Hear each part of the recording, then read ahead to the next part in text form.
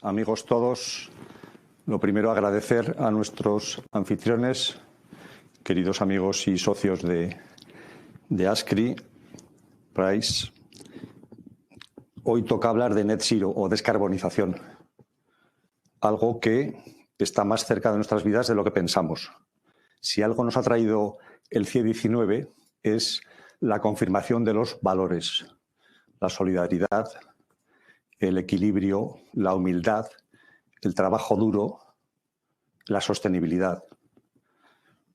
Los valores forman parte también de los socios, gestores, inversores y asesores de Ascri, de Private y de Venture, y de sus empresas participadas. De hecho, la sostenibilidad, el ESG, para conseguir el impacto, forma parte de nuestro ADN.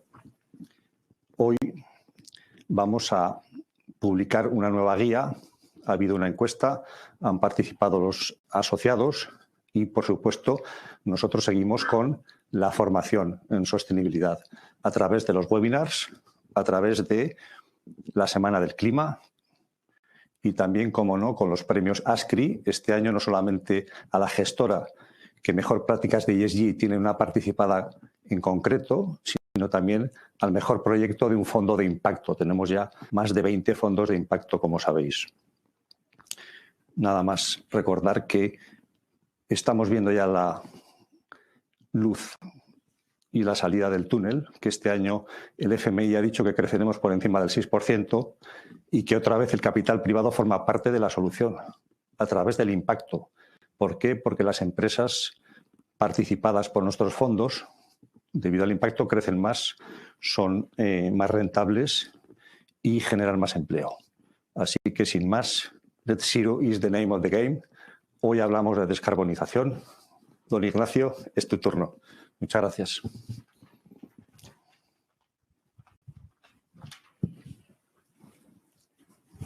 Gracias, José, por la introducción. Para aquellos que no me conozcáis, soy Iñaco Arnica, soy socio de PwC y responsable de Private Equity. Me gustaría empezar dando las gracias a Ascri por contar con nosotros de nuevo en este webinar y en una materia que, como decía José, llevamos trabajando conjuntamente desde hace tiempo y en la cual esperamos seguir trabajando conjuntamente. También me gustaría dar las gracias a los ponentes que vamos a tener y a los panelistas. Los panelistas son Eduardo Aguilar, Teresa Quirós y Óscar Pérez.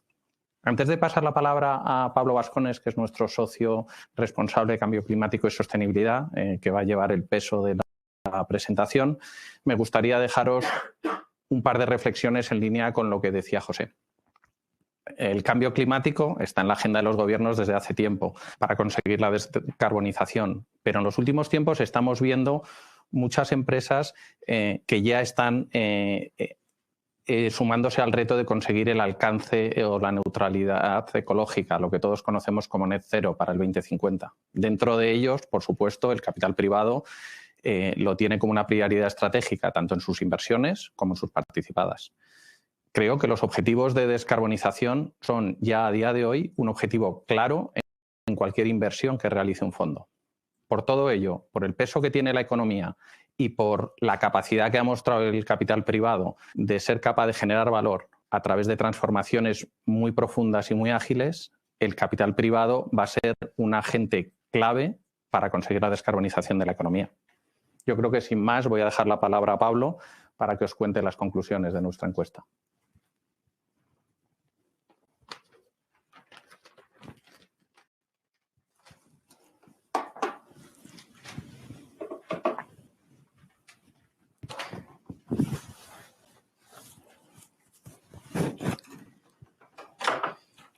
Muchas gracias, Iñaco. Muy buenos días a todos y, por supuesto, gracias a Ascri por contar de nuevo con nosotros para ayudar a impulsar el conocimiento y la transformación en el ámbito ESG, ¿no?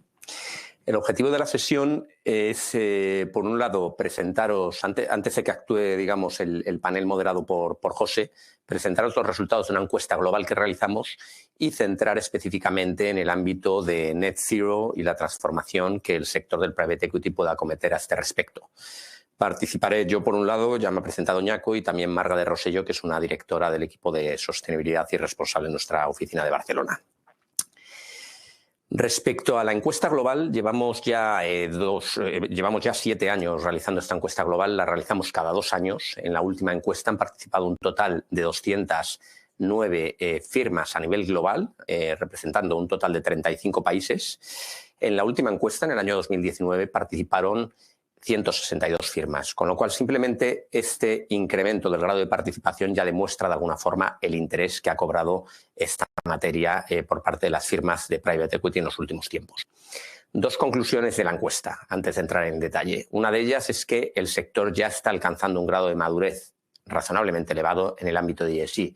Y la segunda es que estamos pasando del compliance a la creación de valor. ¿Qué quiere decir esto? Pues básicamente que estamos pasando de considerar las cuestiones ESG exclusivamente como un mero ingrediente de compliance o de gestión de riesgos dentro de las firmas del private equity a un elemento de creación de valor. Es decir, adquirimos una compañía y previa a su venta, durante los años que la hemos adquirido, hemos ido transformándola para generar una compañía que genera un mayor valor y, por tanto, puede ser vendida de una forma más cara. Y esto es precisamente lo que hacemos con el ESG dentro de las firmas del private equity. En el gráfico que presentamos en esta transparencia, lo que vemos es que en todos los ámbitos de análisis de nuestro estudio ha habido un incremento en el grado de madurez de la integración ESG desde el año 2013 hasta el año 2021. Hablábamos de una mayor integración en el ámbito de las políticas, en el ámbito del governance. Estos temas cada vez son más tratados en los órganos de gobierno de las firmas de private equity. Hablamos también de la integración de estos riesgos en toda la cadena de valor y en todo el ciclo de vida de la inversión, en el pre-deal, en el holding period, mediante métricas, reporting y seguimiento que hacemos con las participadas y, por supuesto, en nuestro reporting con los LPs. Por citar 3 datos, en nuestro estudio vemos que el 65% de las firmas encuestadas ha elaborado una política de inversión responsable y ha desarrollado herramientas para implementarla. Vemos también que el 72% de las firmas analiza los riesgos y oportunidades ESG en la fase de preadquisición. Y vemos también que el 56% de las firmas incluye las cuestiones ESG en la agenda del máximo órgano de gobierno. Este último número todavía es razonablemente reducido, se ha incrementado respecto a las ediciones anteriores, pero creemos que, por un lado, la presión del regulador, todos lo estáis viviendo, la regulación del SFDR, el reglamento de taxonomía de la Unión Europea, y, por otro lado, la presión de los inversores, de los LPs, va a hacer que, lógicamente, este 56% de consideración por parte de los órganos de gobierno se incremente en los próximos años. Como veremos ahora, el gobierno, la diversidad y la inclusión y el cambio climático son 3 elementos que han ido adquiriendo mayor importancia en la agenda de las firmas de private equity en los últimos tiempos. Antes de centrarnos en eso, vemos que ha habido un enfoque y que venimos de un enfoque de compliance a un enfoque, como citaba antes, de creación de valor, ¿no?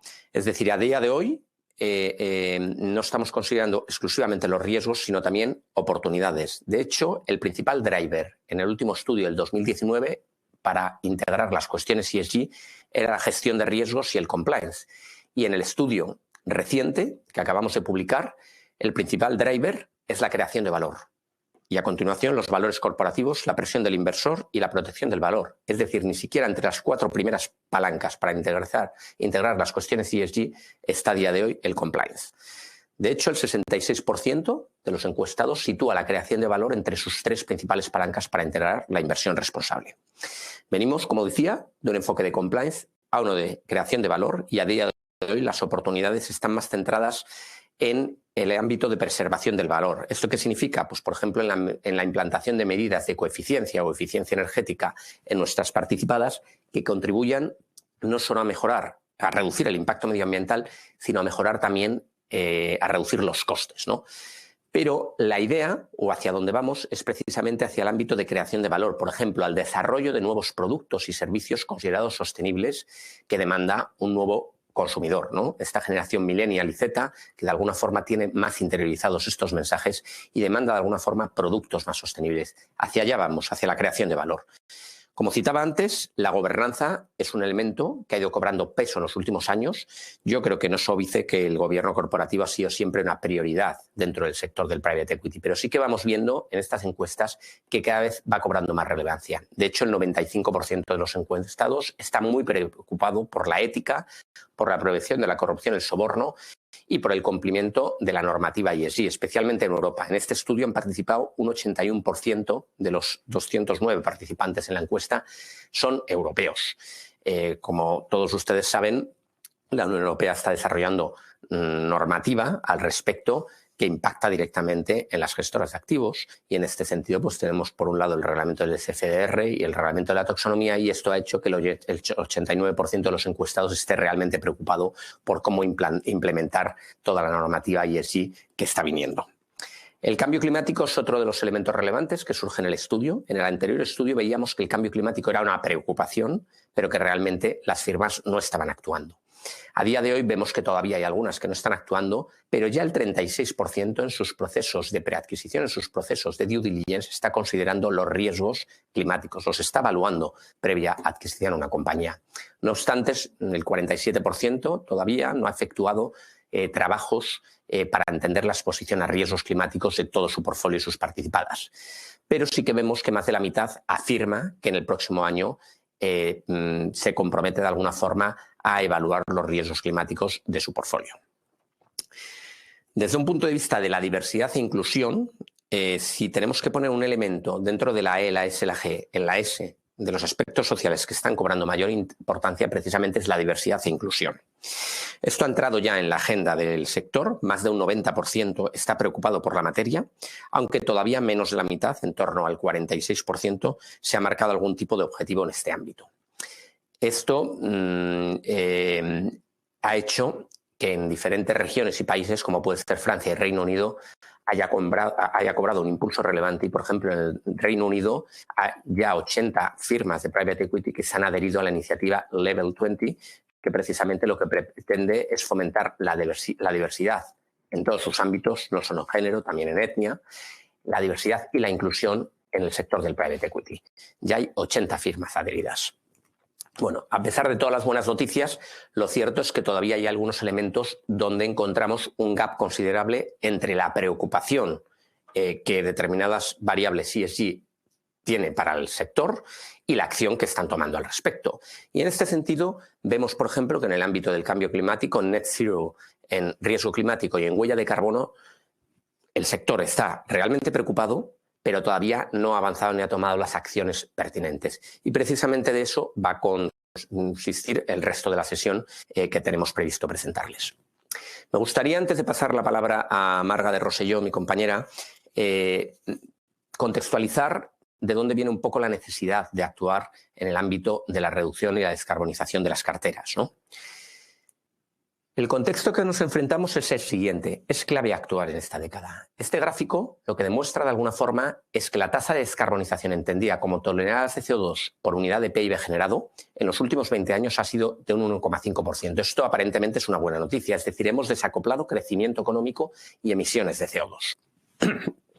Pero la realidad es que para conseguir los objetivos de descarbonización necesarios para alinearnos con el Acuerdo de París, es decir, no superar los 2 grados centígrados la temperatura del planeta en el 2100 respecto a la era preindustrial y no superar 1,5 grados la temperatura del planeta respecto a la era preindustrial, necesitaríamos tasa de descarbonización de un 7,7% anual hasta el 2100 o de un 11,7% anual si se trata de los 1,5 grados centígrados. Es decir, estamos todavía muy lejos de esas tasas de descarbonización que requerimos. Esto, lógicamente, son riesgos para las compañías, pero también son grandes oportunidades. Y en un sector como es el private equity largoplacista, con inversiones largoplacistas y con un carácter estratégico y de creación de valor, pues lógicamente puede ser una oportunidad para dar respuesta a un problema social y ambiental, pero también a unas necesidades que los futuros inversores van a ir reclamando.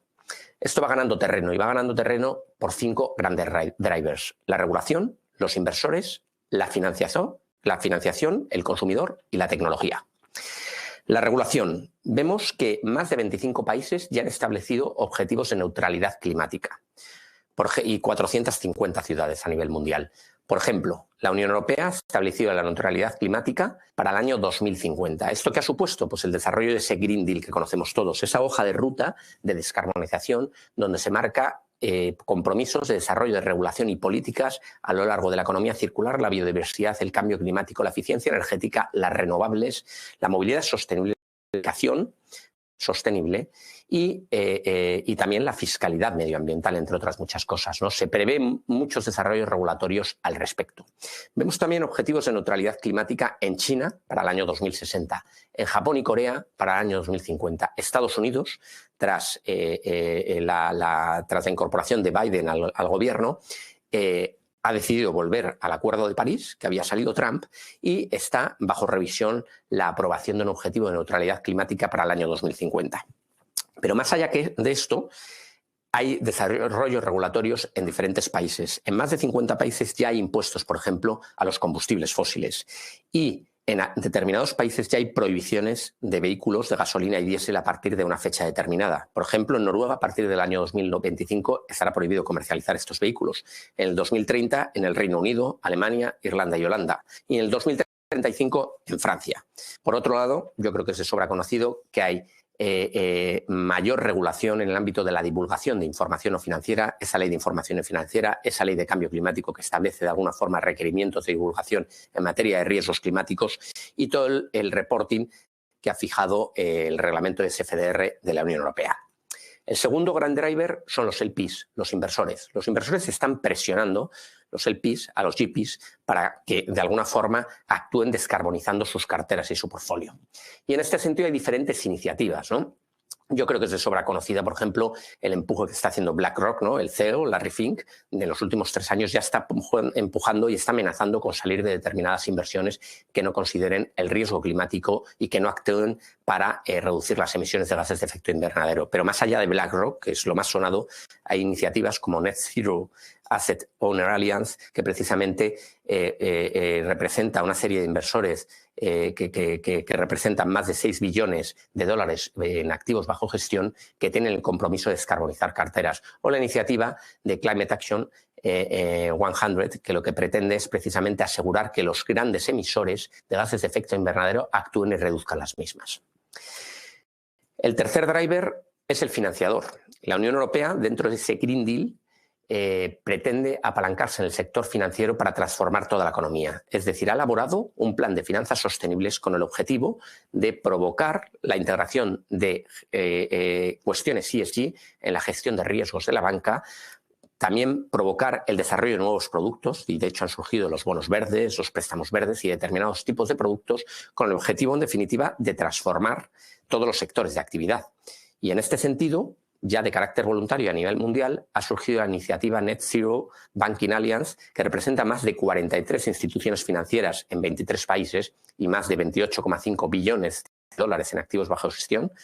En España, el Santander, BBVA y Caixa se han comprometido con esta iniciativa y que pretende 3 cosas. 1, contribuir a la descarbonización de su cartera de préstamos e inversiones. 2, establecer objetivos intermedios de descarbonización en el año 2030 con el objetivo de la neutralidad climática en el 2050. Y en tercer lugar, pretende o se compromete de alguna forma a facilitar esta transición en sus clientes mediante el desarrollo de productos y servicios como esos bonos verdes o esos préstamos verdes que citaba.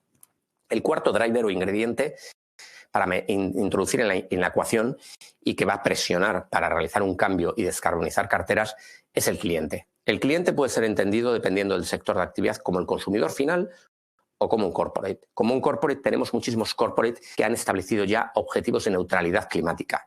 Vemos en ese gráfico un poco la evolución de objetivos de descarbonización o de compañías que se han comprometido con objetivos de descarbonización. ¿Esto qué quiere decir? Que al final estos clientes o estos corporates que establecen objetivos de descarbonización tienen que descarbonizar toda su cadena de suministro también. Por tanto, lo que harán es que en determinadas compañías de vuestros portfolios será requerir esfuerzos de descarbonización para hacer de alguna forma más verde su producto, teniendo en cuenta toda la cadena de valor que influye en el desarrollo y en la producción del producto. Pero por otro lado, si el cliente es el consumidor final, lo que vemos es que hace 15 años el consumidor no estaba interesado apenas por productos o servicios sostenibles. Hace 5 años, a igualdad de precio, preferían productos sostenibles. Pero a día de hoy, según estudios de Nielsen, vemos que un 66% de los consumidores está dispuesto a pagar un sobreprecio por productos considerados sostenibles. Y finalmente, el quinto gran driver y la buena noticia, la tecnología. Es decir, hasta la fecha, la tecnología climática era muy cara. Se está evolucionando, todavía queda mucho por hacer, hay que trabajar mucho en innovación, pero la realidad es que, por ejemplo, solo en el ámbito de renovables, en 2/3 partes del mundo, Desarrollar o generar energía eléctrica basada en renovables es más barato que generar energía eléctrica basada en combustibles fósiles. Y con las baterías ha ocurrido algo parecido. Se ha mejorado su eficiencia y se ha reducido el coste. Por tanto, yo creo que la buena noticia es que cada vez vamos teniendo más tecnología eficiente desde un punto de vista técnico y desde un punto de vista económico. Sin más, cedo la palabra a mi compañera Marga de Rosselló, que profundizará en cómo, de alguna forma, las firmas del private equity pueden incorporar estrategias net zero y cómo pueden de alguna forma llegar a esa creación de valor. Muchísimas gracias. Muchas gracias, Pablo. Pues como comentaba Pablo antes y hemos visto en los resultados de la encuesta, hemos visto ese movimiento desde la preocupación por las empresas de private equity en el foco en la gestión de riesgos y el cumplimiento y ese movimiento hacia la creación de valor, ¿vale? Entonces vamos a ver ahora cómo Net Zero puede contribuir a esa creación de valor. Lo que vemos es que no solo contribuye a la creación de valor, sino que el no hacer nada resulta en una erosión de valor. No hacer nada en términos de cambio climático y carbono y seguir business as usual no es una opción porque va a generar una disminución de nuestros múltiplos y una disminución de nuestras ganancias, con lo cual esa transformación brinda importantes oportunidades. Y aquí vemos un poco estos gaps de valor y esos pluses de valor que vemos que partimos de que el no hacer nada y el business as usual crea esa erosión de valor. Al final lo que estamos viendo, y Pablo lo ha comentado antes, estamos viendo todas esas regulaciones y en países como Noruega en 2025, UK en 2030 que han prohibido los coches de combustibles fósiles, toda la regulación que hay para la presión contra las energías también basadas en combustibles fósiles, con lo cual vemos que, como a modo de ejemplo, si cogiéramos, hay análisis que dicen que si cogiéramos el precio obligatorio del carbono comparado con las ganancias previstas en 2030 para determinados sectores, ese precio obligatorio del carbono va a ser superior al 50% de esas ganancias previstas, con lo cual, por ejemplo, en sectores como energía, utilities, construcción, química o, por ejemplo, manufactura, IP, vemos que si incorporamos ese precio obligatorio, las ganancias van a ser mucho menores, con lo cual aquí vemos ese valor hoy de las compañías, que todos esos impactos en fijación de precios del carbono, reducción, por ejemplo, en otros aspectos como la retención de empleados, cambios de la compañía por parte del cliente, lo que ha dicho Pablo, consumidores que dejan de comprar productos no sostenibles, todo eso va a impactar en el valor de la compañía y va a degradar el múltiplo, con lo cual el valor futuro business as usual sería este que tenemos aquí en medio. Y aquí podemos aplicar diferentes estrategias y ahora ahondaremos más en ellas, pero aquí podemos actuar desde un punto de vista de preservación del valor puro y duro, básicamente estrategias de reducción de costes, implementando medidas de coeficiencia en las empresas en las que invirtamos o energías limpias.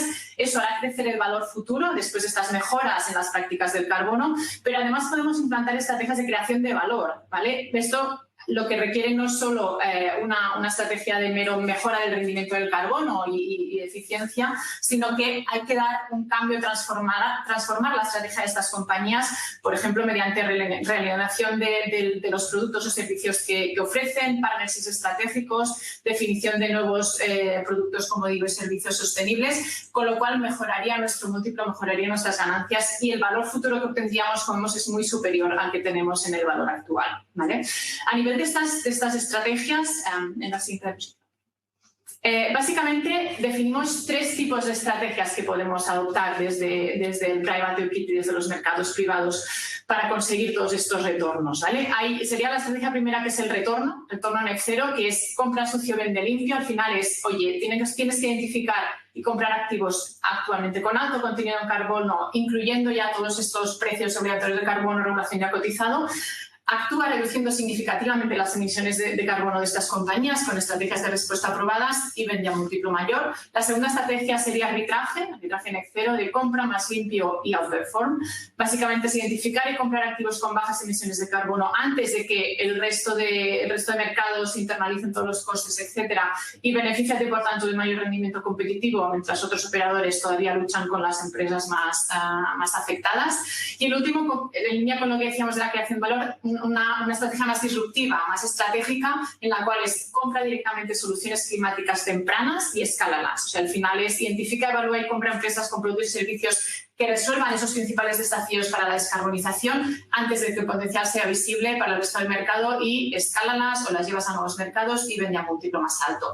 Para dar un poco de ejemplos, para dar más ejemplos sobre estas tres estrategias, en relación al retorno, como decimos, esto consiste, por ejemplo, en transformar la producción a baja en carbono. Al final, pues aquí también lo que vemos es que si analizamos, por ejemplo, la huella de carbono de una private equity actualmente, menos del 1% corresponde a la huella de carbono de la gestora, un 20% sería la huella directa de las empresas de su portfolio y un 80% sería también la huella de carbono de la cadena de valor de todas las carteras en portfolio, con lo cual actuar transformando a la baja en carbono tanto las empresas en portfolio como sus cadenas de valores, al final eso pues genera una serie de rendimientos. Y algunos ejemplos serían compra centrales térmicas de carbón más a bajo precio, actúa reduciendo radicalmente sus emisiones, transformando, por ejemplo, su combustible, utilizando biomasa o gas sostenible y ejecuta el valor o vende a ganancias, ¿vale?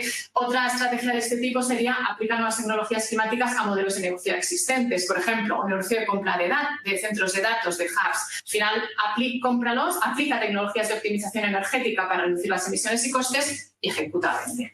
Y una tercera estrategia en este sentido sería, por ejemplo, implementar en tu portfolio de participadas estas estrategias net zero, como digo, que sean extensibles a su cadena de valor también, implementa planes de descarbonización. Por ejemplo, en un sector como gran consumo de productos envasados, sería compra estas empresas de productos envasados, establece estrategias y planes para, como digo, no solo la mejora de la huella de carbono de las compañías, sino toda su cadena de aprovisionamiento en base a estrategias con bajas emisiones de carbono y al final pues recupera los beneficios y mejora el múltiplo.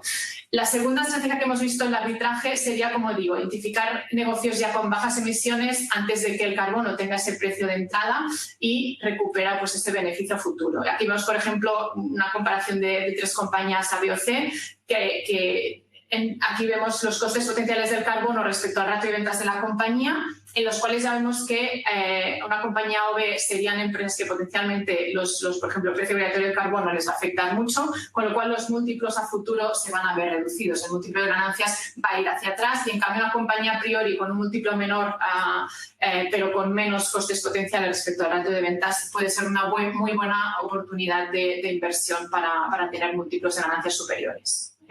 Y la tercera estrategia que teníamos, que era la de disrupción, al final aquí tenemos un abanico muy amplio y sobre soluciones climáticas. Entonces se trataría de identificar esas startups o empresas de manera temprana y ayudarlas a la escalabilidad, escalarlas, que crezcan en tamaño y que crezcan, por ejemplo, a nivel geográfico. Lo que hemos visto también en los últimos años, en este gráfico lo vemos, es que la inversión de capital de riesgo y el número de transacciones en tecnología climática ha crecido exponencialmente en los últimos años. Esa tasa de crecimiento es 5 veces superior a la media del mercado de inversión de capital riesgo actualmente y está creciendo 3 veces más rápido de lo que creció la inversión en inteligencia artificial en el periodo de auge de esta tecnología. Entonces, en este sentido, y para daros un poco más de luz en relación a las soluciones climáticas, a este Climate Tech, hay un informe que hemos hecho recientemente a nivel global sobre que baja mucho más al detalle de estas tecnologías y ahora os explicaré.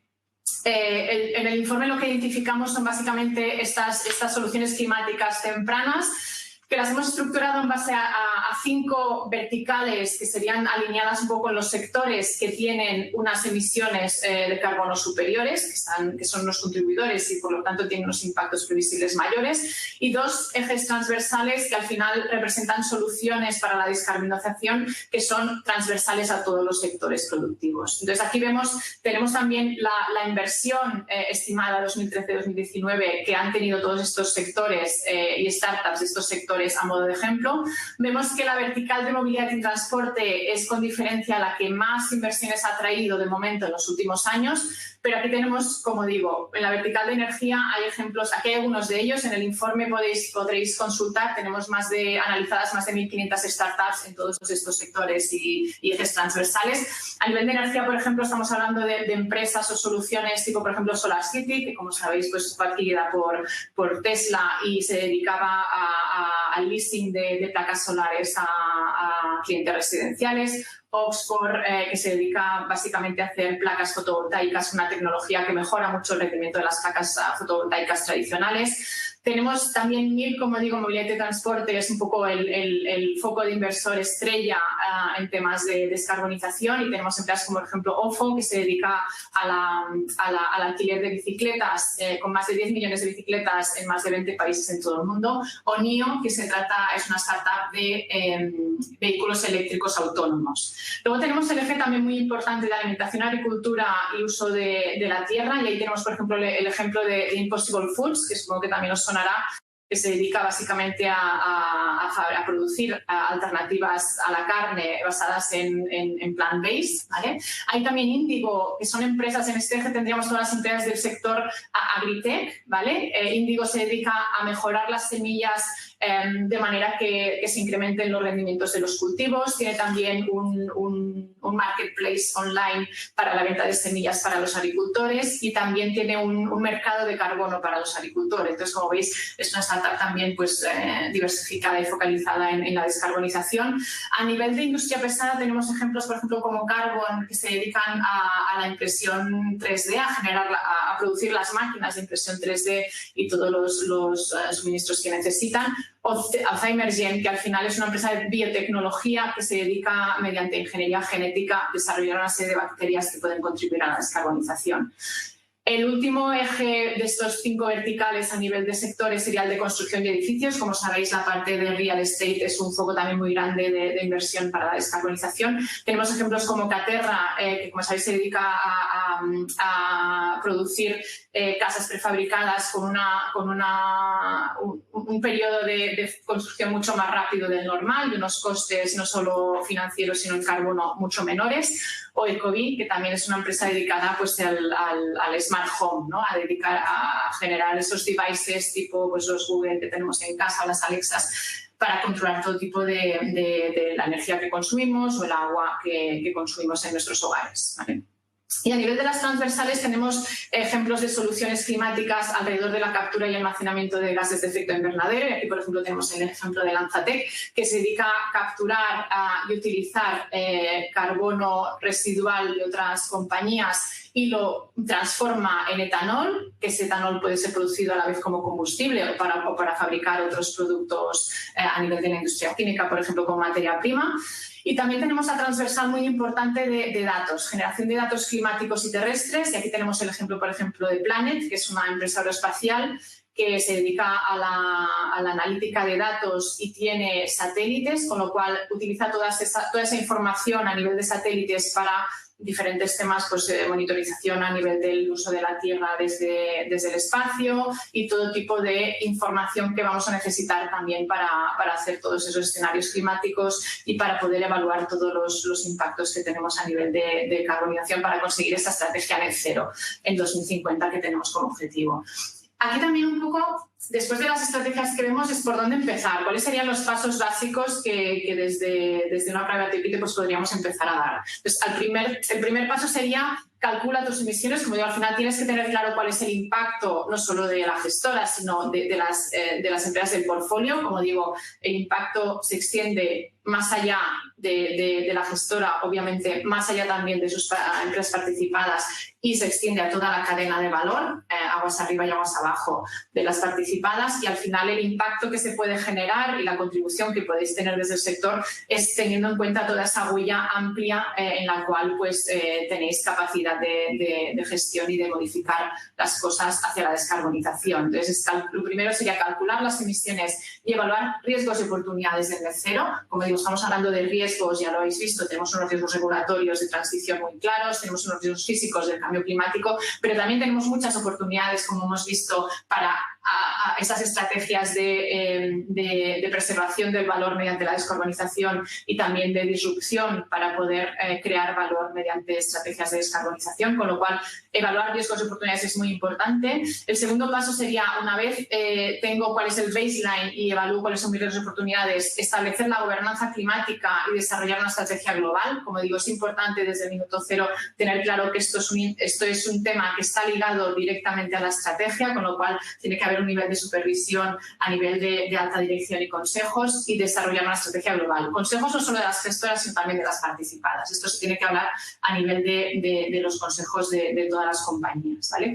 Después de ello, el paso 3 sería evaluar las vías de descarbonización y definir objetivos net cero. Pablo ha comentado antes, por ejemplo, una de las iniciativas en relación con los objetivos net cero, que sería Science Based Targets, a la cual pues, muchísimas compañías internacionalmente se están adhiriendo, que son definir objetivos alineados con estos objetivos que tenemos del Acuerdo de París de mantener el incremento global de temperatura por debajo de los 2 grados, y todas las empresas están marcando objetivos alineados con ese target global de reducción del calentamiento global, y muchos de ellos incluso están reduciendo, están anticipando sus objetivos, y empresas que se habían marcado objetivos Science Based Target a 2030 o 2050 alineados con los 2 grados de temperatura, ahora los están anticipando y están rebajando esos objetivos alineados a un escenario de 1,5 grados, con lo cual las empresas también están aumentando cada vez más su nivel de ambición en relación con estos objetivos de descarbonización.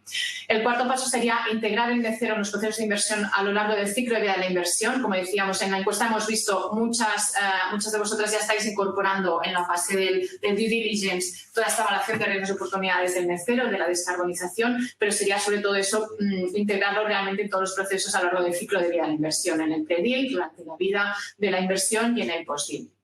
Y finalmente, descarboniza y transforma, como digo, las empresas existentes de tu cartera. Al final no puedes hacer nada sin tener en cuenta y contribuir y empujar a las empresas del portfolio para que también reduzcan sus emisiones y contribuyan a esa transformación global.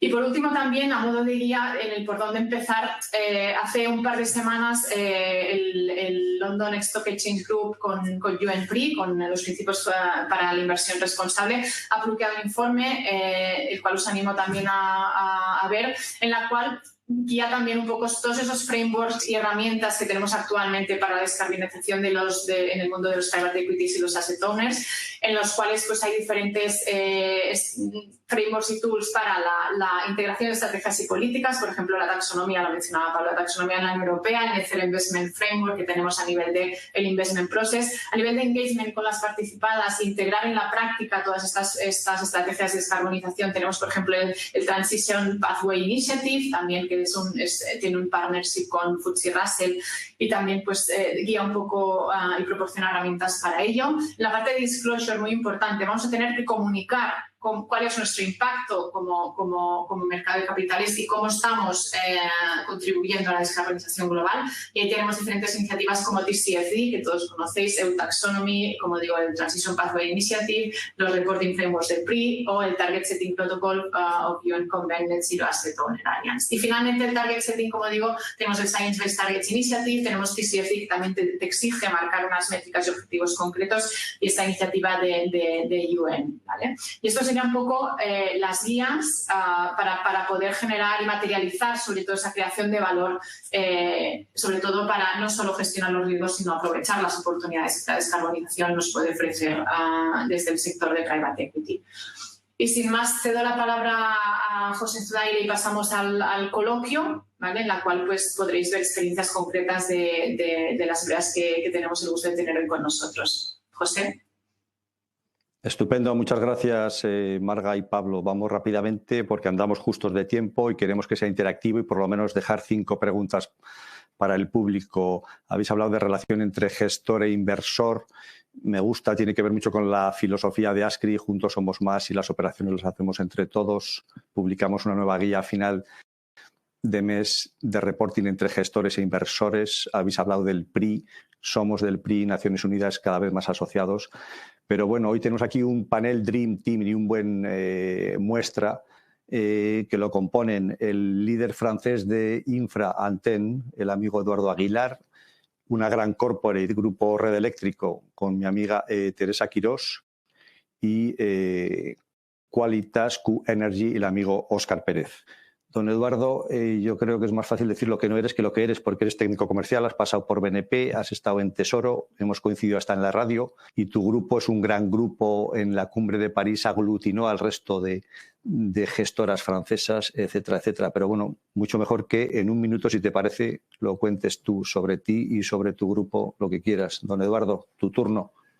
Pues muchas gracias. Primero, muchas gracias a ASCI y a Pricewaterhouse por la invitación a este coloquio tan interesante. Represento en España al grupo Antaina Infrastructures, que es un fondo de infraestructuras europeo, franco-británico, y que desde hace bastantes años tiene presencia directa con inversiones en España. Es un grupo que desde muy al principio ha sido consciente de este aspecto de ESG que se planteaba en las inversiones, y luego comentaré pues algunos ejemplos prácticos de la experiencia. Y claro, como buen grupo francés o de origen francés, pues ha estado siempre muy cercano a criterios globales de protección de medio ambiente, muy activo en la participación en el Club de París y en Naciones Unidas, y ha jugado un cierto papel de relevancia en arrastrar a otros a la concienciación sobre estos problemas. Así es, muchas gracias. Volvemos sobre eso porque, como habéis comentado todos, el cambio político en Estados Unidos reaviva el Acuerdo de París, etcétera, etcétera. Doña Teresa, amiga, colega, operábamos ya cuando tú estabas también en Red Eléctrica y eras tesorera, y yo estaba en el BEI, ahora compartimos hasta estudios y alguna otra cosa. Cuéntanos lo que quieras de ti, Grupo Red Eléctrica, Elevit, etcétera. Perfecto. Pues muchísimas gracias a Price y a Ascri por contar con nosotros. Bueno, yo he tenido la gran suerte de hacer una vida profesional muy larga en un grupo que es clave en la transición ecológica o energética, como la queramos llamar. Para nosotros, en la situación actual y pasada, es garantizar un suministro eléctrico de calidad y, por supuesto, con la situación actual de ese tránsito hacia una economía descarbonizada, nuestro papel es fundamental. Eso es la parte en la que tenemos que apoyar a la economía en este tránsito que es tan relevante y que traerá tantísimos cambios en las relaciones económicas. Dentro del propio grupo yo he tenido el placer de mis diferentes funciones, primero como tesorera, luego como directora financiera y desde el 2015 como CFO, de participar y ser un partner siempre deseoso de integrar los asuntos de sostenibilidad y governance en el grupo Red Eléctrica. La verdad es que en este sentido nosotros tenemos un larguísimo camino recorrido. De hecho, por apuntar algo, desde el año 2017 dentro del Consejo de Administración hay una comisión de sostenibilidad, no son muchas las empresas que la tienen, con lo cual tanto por el papel que jugamos en el sector eléctrico como por el propio convencimiento del grupo, la sostenibilidad, el governance ha sido parte integrante de la estrategia. Y decía Marga antes algo que es súper importante. Para que la sostenibilidad realmente esté presente en una compañía es necesario que forme parte de la estrategia, que esté presente en el propósito de la compañía y que esté, digamos, apoyado, gestionado y analizado por el Consejo de Administración. Estupendo, muchas gracias, Teresa. Lo estáis haciendo muy bien en Grupo Red Eléctrica y en el EBIT, y sois unos magníficos y cercanos socios, modelo y referencia.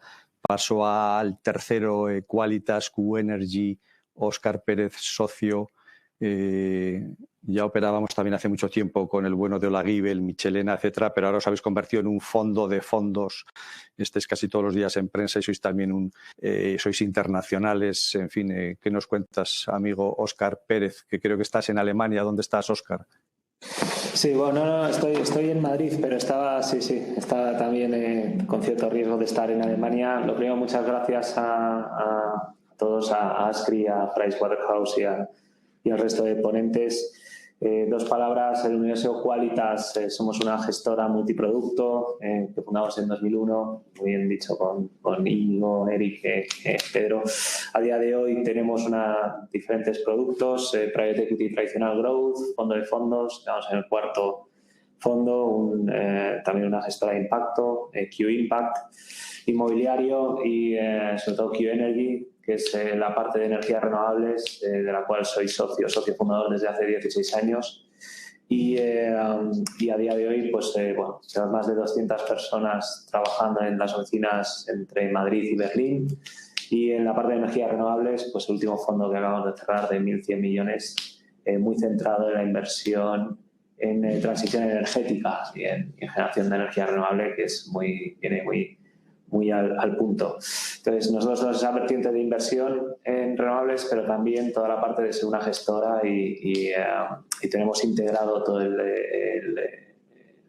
mecanismo, la toma de decisión de ESG, tanto en el proceso de inversión a través de un modelo de scoring propio que identificamos a las inversiones, como en la tenencia y la salida. Así que encantado de compartir mesa con el resto.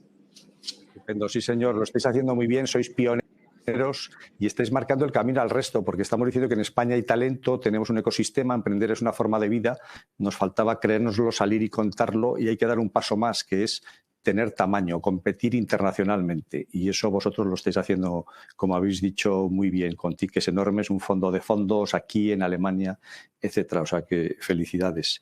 Nos metemos en materia ya, buceo y net zero, descarbonización de activos, es una oportunidad, decíamos, para crear valor en el sector. ¿Qué opináis de esto, gestora, fondo de fondos? Eduardo, Óscar, si me permitís. Yo, si me dejas hacer un paso atrás, porque yo creo que ayuda para ordenar el tema.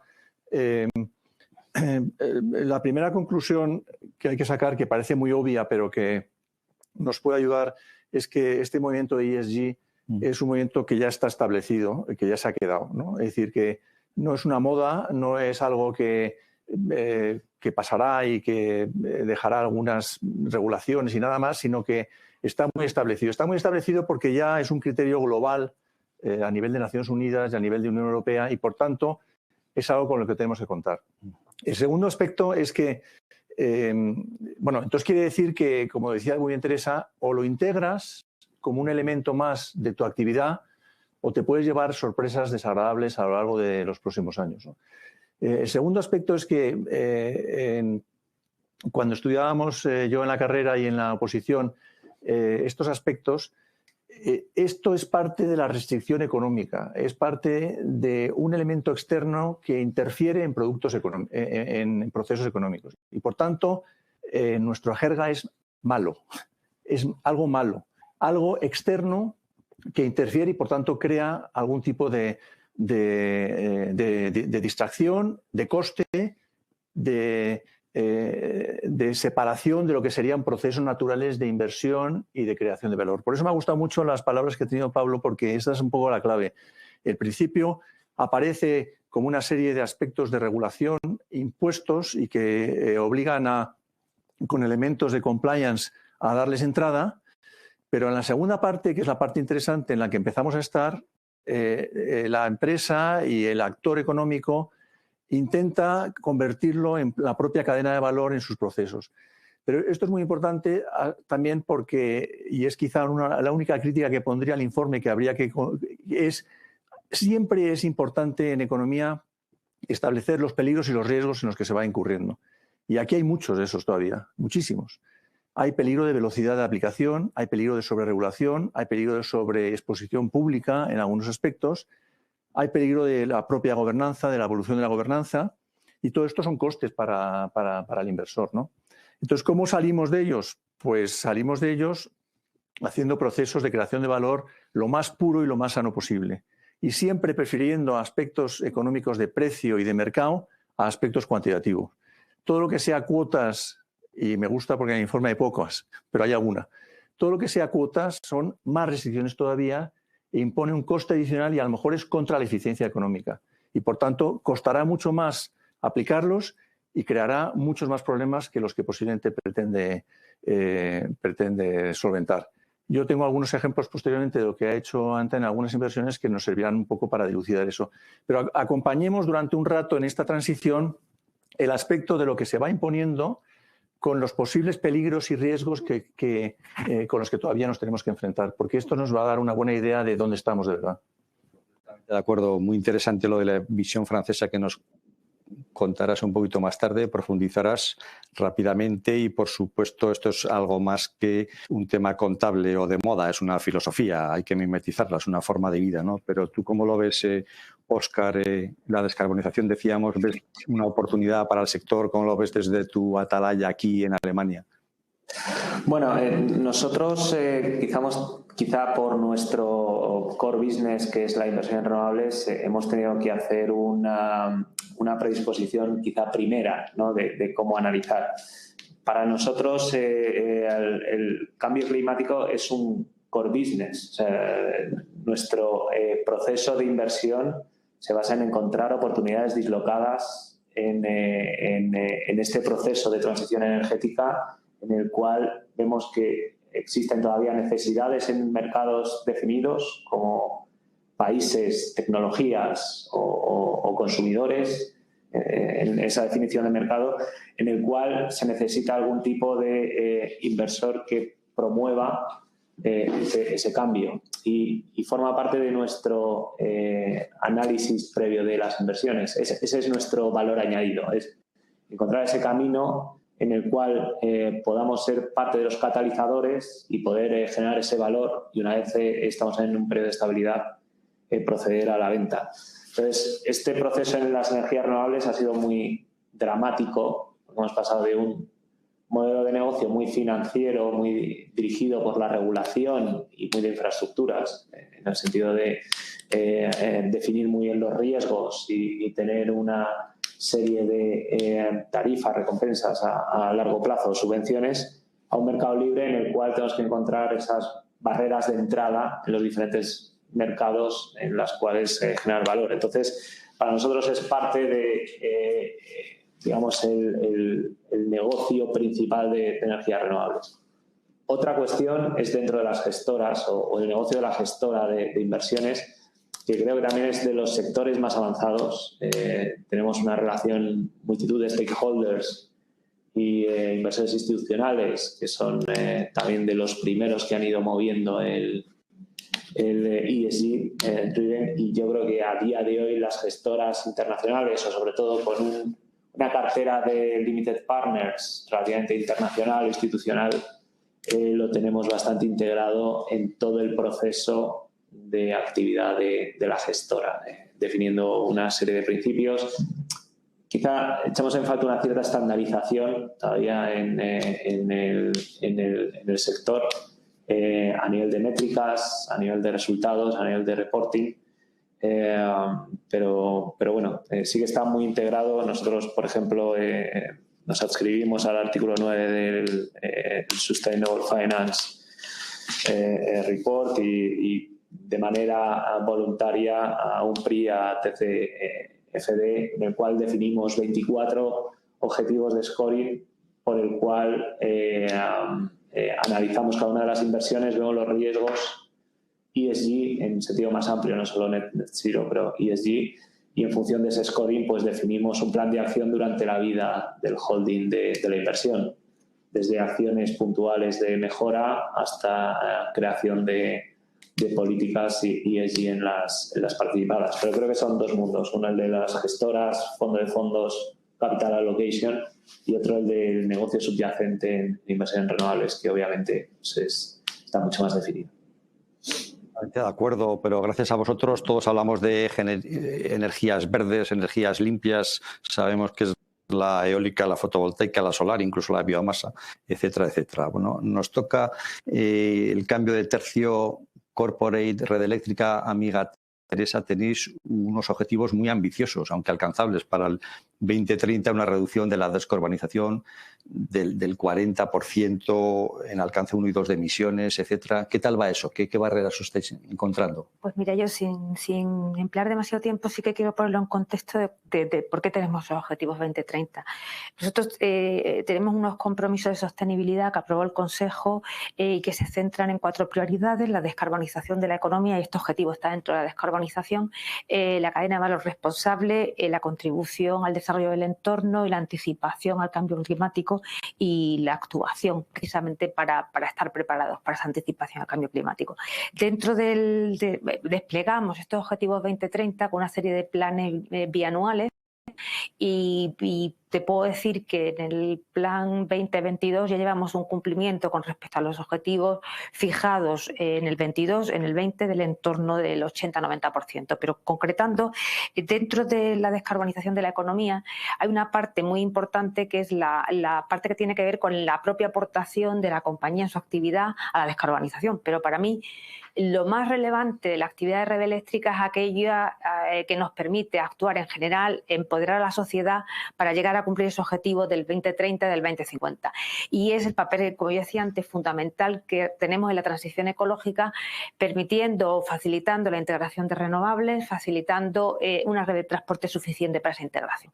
El objetivo al que tú te refieres es el propio de la actividad de Red Eléctrica y que tiene que ver con determinados niveles que nos hemos fijado de emisión de CO2 dentro del alcance 1, tiene que ver con con fugas de un gas aislador que se usa en los activos de transporte, que es el SF6, y en la parte del alcance 2 tiene que ver con minorar las pérdidas de la red de transporte. En ambos casos, y por decir cómo vamos, estamos bien, contestando a la pregunta, pero la verdad es que ir bien significa ser muy conscientes de la necesidad de innovar. Estamos hablando de una transformación de los activos de la compañía, estamos hablando de una red de transporte lo suficientemente ágil, bien organizada como para minorar el impacto que las pérdidas de transporte tienen en el consumo de CO2. Con lo cual, innovación, anticipación, constancia y miras a largo plazo y esfuerzo son fundamentales para cumplir estos objetivos. Lo bueno es que los tenemos a 2030 y estamos ya trabajando en los horizontes posteriores al 2030. Fenomenal, tenéis un objetivo claro, un plan para alcanzarlo y seguro que lo vais a conseguir. Y esto me da paso a la siguiente pregunta. Estamos hablando de activos, estamos hablando de portafolios sujetos a riesgos climáticos. ¿Cómo acometéis, Eduardo y Óscar, estos temas? Quizás mediante la desinversión de alguna de estos activos, mediante acciones puntuales con vuestras participadas. Don Eduardo. Sí, yo creo que el aspecto clave, yo no recuerdo ninguna acción radical de desinversión por estos motivos, pero sí recuerdo que desde muy temprano el fondo lo que ha hecho ha sido incorporar elementos de gobernanza en la gestión de estos temas. Y lo ha hecho pues, de dos maneras. Una es en que en todos los procesos de inversión y, por supuesto, de mantenimiento y de desinversión, en todos ellos hay un equipo de sostenibilidad que está presente, que es independiente, que trabaja mano a mano con el equipo de proyecto de la inversión y en su momento de la desinversión, y que reporta trimestralmente al equipo de gobernanza que tiene el propio fondo, donde están integrados al máximo nivel los partners del propio fondo Antin. Esto hace que haya una información permanente y crea dos tipos de procesos. Uno, en las inversiones en las que está presente Antin existe siempre un equipo de sostenibilidad del propio Antin, y en la filial o la empresa en la que ha sido objeto de adquisición se desarrolla también un propio equipo de sostenibilidad que trabaja con el management de la compañía. Hasta ahora no ha habido ningún proceso así muy dramático de decir, bueno, no cumplimos nada, hay que desinvertir porque este mismo proceso hace que se limiten los riesgos, se evalúen y se limiten los riesgos de aquella inversión. Y, por supuesto, en ese momento, si hubiera un conjunto de riesgos que tuviera un coste significativo, Antin no entraría en ese proceso de inversión. Con lo cual, la verdad es que es muy, muy eficiente esta fórmula de trabajar. Y luego estaba comentando, me parece que Óscar, o no sé si Óscar o Pablo, hay dos aspectos generales de la regulación que son muy interesantes y que se van poco a poco imponiendo, aunque queda todavía camino, que es el de transparencia y la comparabilidad. Entonces, ¿cómo juegan estos? Pues, por ejemplo, en Antin, que sería otro de los ejemplos que hacen otros también, pero que nosotros hacemos, es en todas las reuniones de inversores del PIS, en todos hay cursos a inversores sobre lo que significa en el proceso de inversión de Antin el criterio de ESG, lo que significa, dónde está el coste, dónde está el riesgo y dónde está el peligro, ¿no? Y esa evaluación a base de determinadas métricas de cómo podría ser.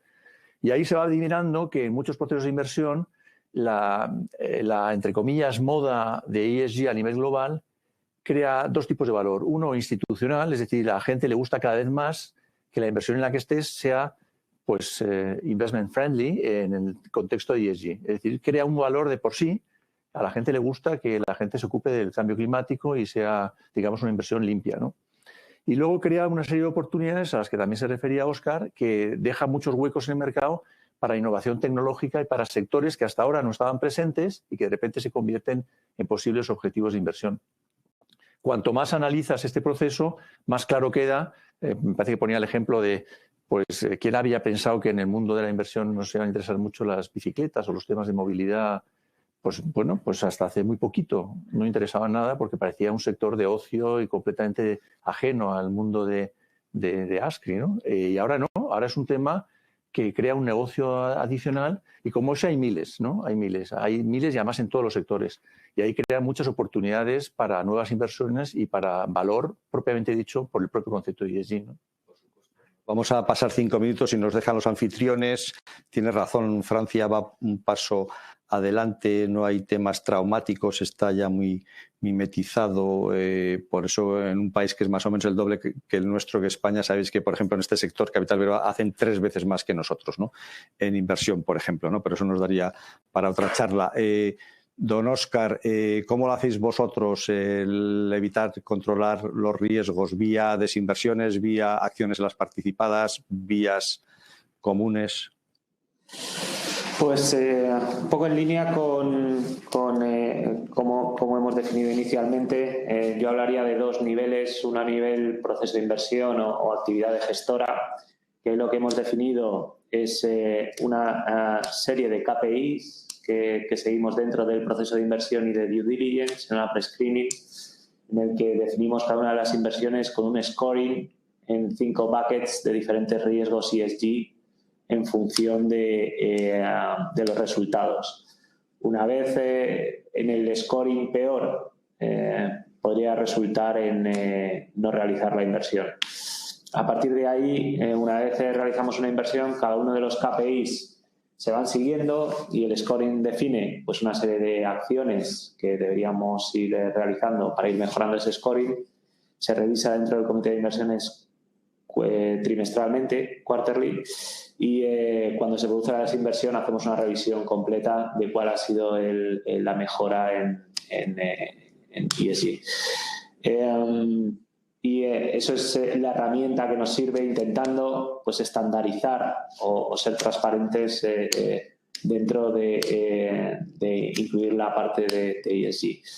En la parte de negocio principal, es nuestro core business es ese, es identificar la tendencia y el riesgo tanto regulatorio como económico en los diferentes mercados en los que estamos, identificando dónde tiene sentido porque hay una necesidad del mercado o identificamos que va a haber una necesidad en el plazo de holding que tenemos. Y ahí, pues bueno, hay múltiples ejemplos que hemos visto, pues desde entrar o identificar sectores electrointensivos en los cuales la capacidad de generación de valor de 1 kWh renovable entendemos que tiene un valor adicional, desde data centers, capacidad de computación, hidrógeno, hasta identificar mercados específicos con una necesidad grande de transición energética, como puede ser nuestra presencia, nuestra decisión de entrar en Polonia hace unos años en un mercado 80% dependiente del carbón y apostar por una tecnología en Polonia, por ejemplo, en concreto, que es solar fotovoltaica en alta escala, porque efectivamente la planta está tan carbonizada la generación eléctrica en Polonia, tiene un consumo eléctrico tan grande y creciente, y sobre todo en las horas centrales del día o más calurosas de verano, que fuerzan digamos, el apagado de parte de las centrales, pues ahí vimos una posibilidad de arbitraje clara y de generación, digamos, de valor más allá del kilovatio hora, que al final es una commodity, ¿no? Todo este proceso lo que genera también son oportunidades de creación de valor adicional más allá de la commodity tradicional, que es la energía. Está claro, muchas gracias, y forma parte de vuestras acciones de día a día, ¿no? Tenía muchas más preguntas, se nos va el tiempo, el resumen lo hace ahora Pablo, pero no me voy sin preguntar a Teresa sobre los bonos verdes. ¿Contribuyen a la descarbonización? ¿Son costosos? las emisiones son efectivas. Un minuto vuestra experiencia, por favor, Teresa. La verdad, nosotros desde el 17 estamos haciendo financiación relacionada con sostenibilidad de una manera u otra. La siguiente evolución pues, fue pasar de ESG related a una emisión de bonos verdes. 2 llevamos ya con un framework muy claramente identificado. Yo, independientemente de contar que sí que está ligado con los proyectos, como se define el propio framework, en el que la financiación va ligada a proyectos que se definen computables 100% o parcialmente en función de cómo cumplan con los criterios de elegibilidad. A mí lo que me parece muy importante es hablaros de mi convencimiento.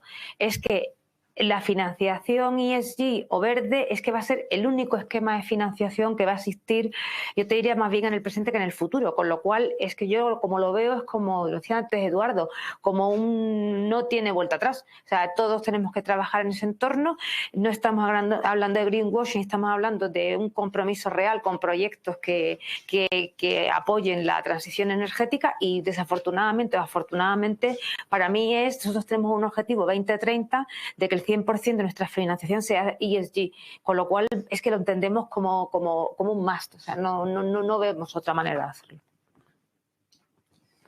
Bueno, pues muchísimas gracias Eduardo, Teresa, Óscar y por supuesto José por la moderación del debate.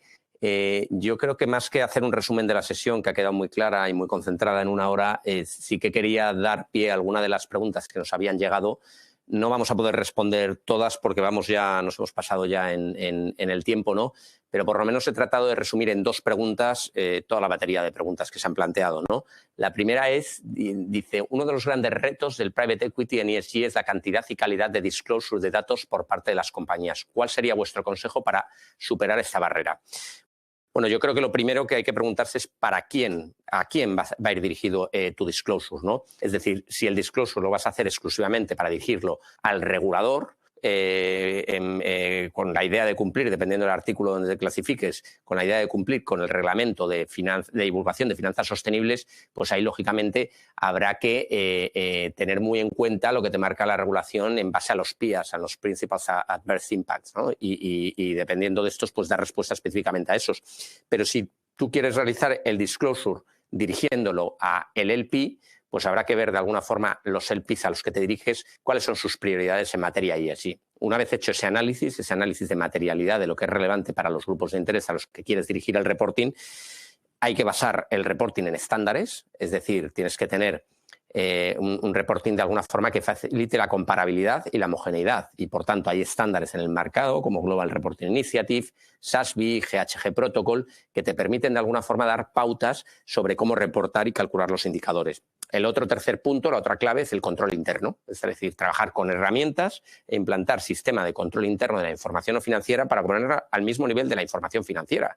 Lo mismo que en una compañía te encuentras el STIF, ¿no? O el SOX en Estados Unidos, pues de alguna forma tener sistemas de control interno de la información no financiera. Y el cuarto punto, de más a más, ya pues llegar a un assurance, ¿no? A un tercero que te verifique o te audite que los datos que has ido recopilando de tus participadas y has consolidado en tu informe pues son datos fiables, ¿no? Y la segunda pregunta dice, ¿existe algún ranking o tabla oficial que sea un buen indicador sobre el grado de implementación de políticas y estrategias ESG en compañías? Bueno, si vamos a nivel de compañías, de portfolio, por supuesto existen muchísimos ratings y rankings de sostenibilidad. Es más, las agencias de rating tradicionales como Fitch, S&P ya están montando sus propios ratings, ¿no? Por destacar algunos, Sustainalytics, MSCI, el Carbon Disclosure Project, el CSA de Standard & Poor's. Son ratings que te dan una foto, pero en este caso te dan una foto y un rating de compañías cotizadas, no de compañías no cotizadas, ¿vale? Y por otro lado, si nos dirigimos a un ranking o si pensamos en un ranking dirigido al sector del private equity, yo como tal no conozco uno que publique un rating de integración de ESG del private equity, pero por ejemplo los principios de inversión responsable a los que están adheridas muchas firmas de capital riesgo, cuando tú cumplimentas el cuestionario que te obligan anualmente, estos te generan un scoring que hasta donde sé no es público y va dirigido exclusivamente al private equity. pero bueno, ya te da una foto más o menos de por dónde puedes estar situado. Bueno, sin más, nos habría gustado dar respuesta a otra serie de preguntas muy interesantes que han avanzado, pero bueno, yo creo que en nombre de PwC, ASCRI ya lo ha hecho, ¿no? Os damos las gracias a todos los panelistas que habéis participado y a todos los asistentes por esta sesión que esperemos haya sido de vuestro interés. Muchísimas gracias y esperamos veros de nuevo en próximas ediciones.